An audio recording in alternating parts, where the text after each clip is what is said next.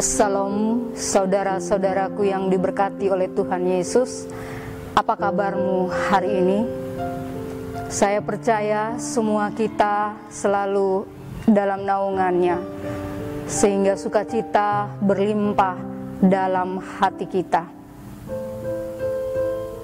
Jumpa lagi bersama saya, Penetua Esnanale, dalam acara Santapan Rohani Hosana. Pada edisi saat ini kita akan merefleksikan diri sesuai dengan firman Tuhan yang terambil dari kitab Injil Lukas pasal 15 ayat yang ke-11 sampai ayat yang ke-32.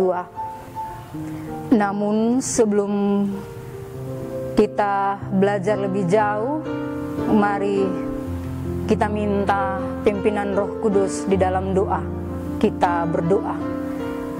Allah yang baik, Bapa yang maha kasih, Bapa dalam Yesus Kristus, Tuhan penolong kami yang setia. Hari baru Tuhan beri bagi kami, dan kami anak-anak-Mu akan belajar mendengar firman kebenaran-Mu untuk menuntun kehidupan kami, Bapa. Karena itu Tuhan, biarlah Roh Kudus-Mu menolong kami, agar apa yang kami baca, apa yang kami renungkan, kami boleh mengerti apa yang Tuhan mau dalam kehidupan kami, sehingga hari demi hari hidup kami mengalami pembaharuan, dan di dalamnya nama Allah yang dipuji dan dipermuliakan. Terima kasih Bapa, kami siap untuk mendengarkan firman-Mu. Dalam nama Yesus Kristus, firman Allah yang hidup itu, kami datang dan berdoa kepada Bapa di sorga. Amin. Beginilah firman Tuhan, ayatnya yang ke-24, judul perikop perumpamaan tentang anak yang hilang. Ayat yang ke-24, sebab anakku ini telah mati dan menjadi hidup kembali, ia telah hilang dan didapat kembali, maka mulailah mereka bersukaria. Demikianlah firman Tuhan. Setiap orang yang berbahagia adalah mereka yang mendengar dan juga melakukannya dalam kehidupan.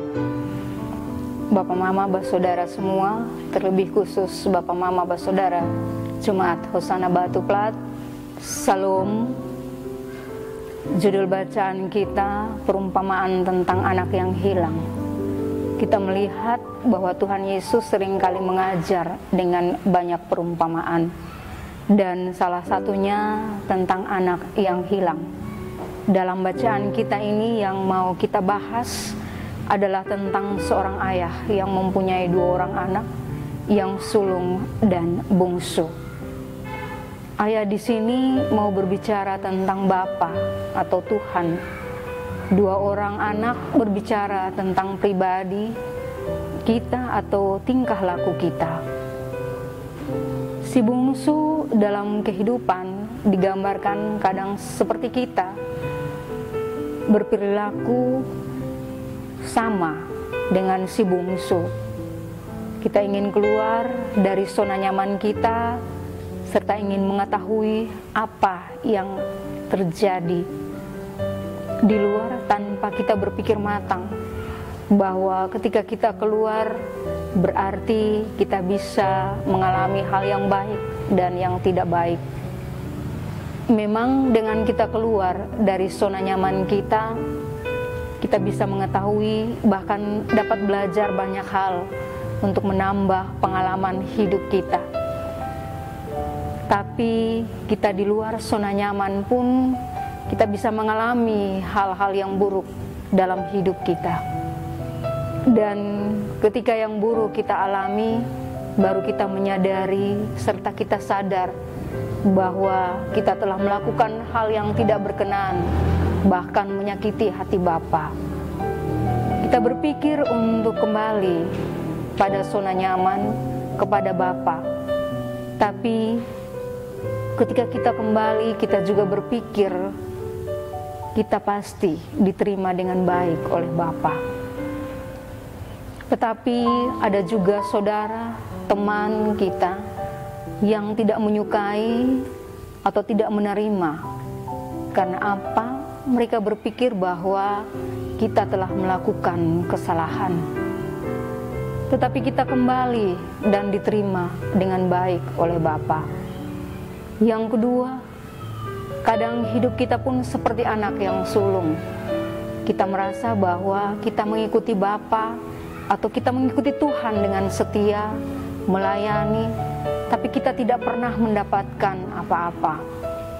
Sedangkan kita telah melakukan banyak hal yang baik, serta tidak pernah menyakiti hati Bapa. Kita bertanya, mengapa kita tidak mendapat perlakuan seperti si bungsu?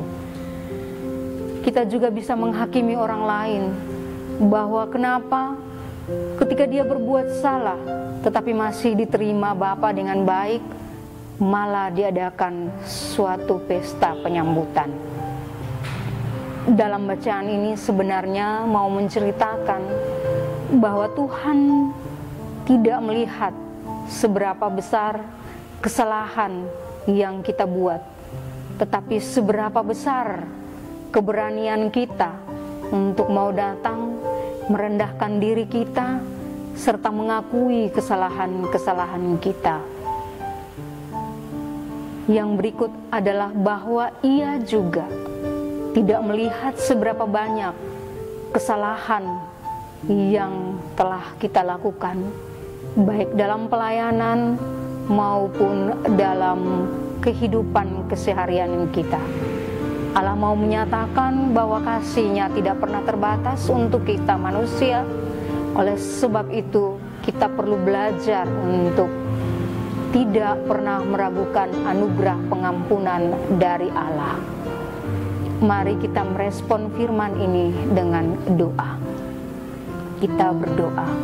Allah yang baik, Bapa yang Maha Kasih, kembali lagi Tuhan di hadapan hadirat-Mu, kami mau bilang terima kasih bahwa hari ini Tuhan kembali mengingatkan kami bahwa di tengah kehidupan kami pun banyak hal yang kami alami.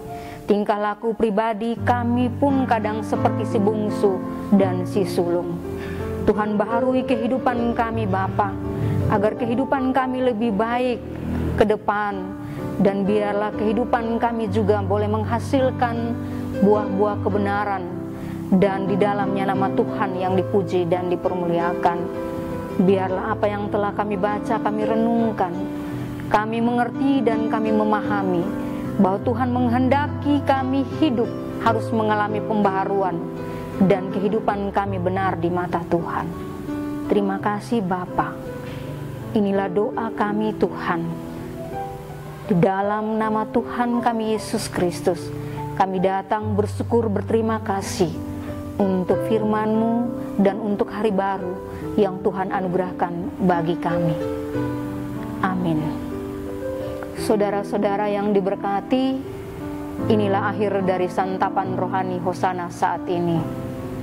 Saya harap semoga renungan singkat saat ini dapat menjadi berkat bagi saudara-saudara sekalian. Kita akan jumpa lagi di lain waktu. Tuhan Yesus menyertai kita semua. Salam.